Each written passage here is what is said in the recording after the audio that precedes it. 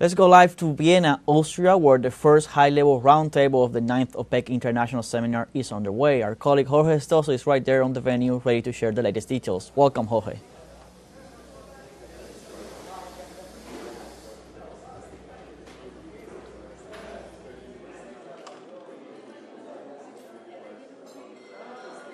Thank you very much. This afternoon, in the second plenary session here at the 9th seminar of OPEC here, the International in Vienna, one of the participants of a panel about investments for the future was the Vice President of Venezuela, Delcy Rodriguez. She was very clear in her position. She was mentioning, for example, that the world, her words, the world is at war. And she said, because there were many panelists, they said 3 out of the countries that are in this panel, she mentioned Libya, she mentions Iran and Venezuela. She said, we are under the target.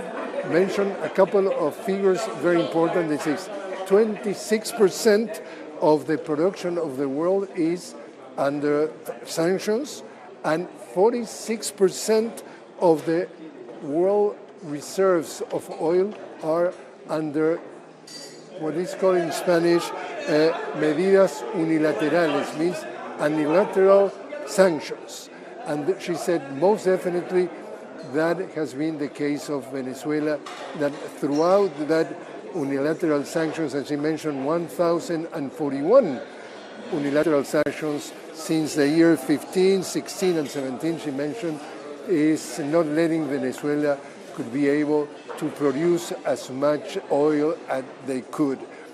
She was very optimistic anyway that by the year 2027, it says the first molecule of gas will be exported from Venezuela.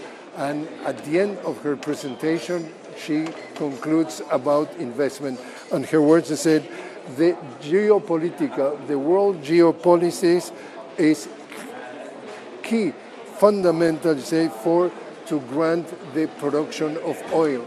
Therefore, trying to conclude that we cannot assume that you can grant the production of oil, even though, as one of the panelists and one of the members, founder of the OPEC, teleSUR, is reporting precisely on, as one of the sponsors of this event, that OPEC is founded by 5 members, one of them is Venezuela.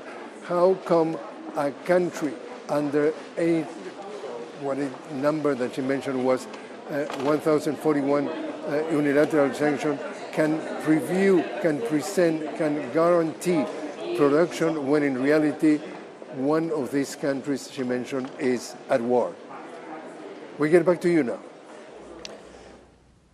Thank you, Jorge, for the information coming from Vienna. We're going to stay on top of what is happening in this 9th International Seminar of OPEC.